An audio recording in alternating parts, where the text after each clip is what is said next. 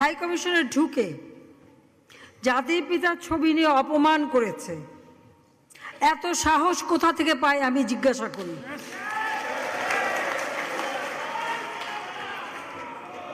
আমি জানি না আমাদের হাই কমিশনার এখন কারা বসেছিল এবং তারা সেখানে কিছুই করতে পারলো না কেন, সেটাও বড় প্রশ্ন।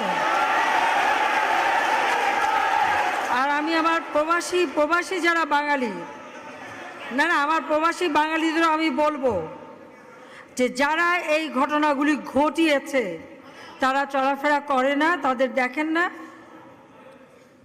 যে হাত দিয়ে জাতির পিতার ওই ছবি নিয়ে তারা ভেঙেছে, তাদের যা উপযুক্ত করা উচিত সেটা করতে হবে।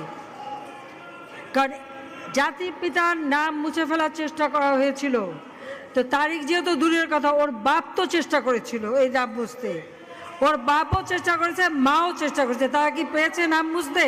পারে নাই। ইতিহাস কখনো কেউ চাপা দিতে পারে না। আর জাতির পিতা তার 7 মার্চে ভাষণে বলে গেছে যে বাঙালিকে কেউ দাবায় রাখতে পারবে না, পারে নাই দাবায় রাখতে। তা আজকে এত বড় দুঃসাহস হয়ে যায়।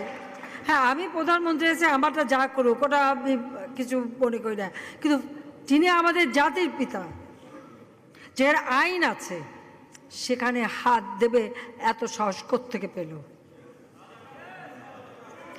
তারেক যে ভুলে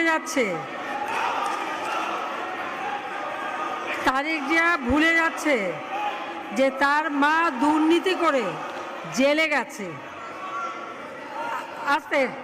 আজকে তার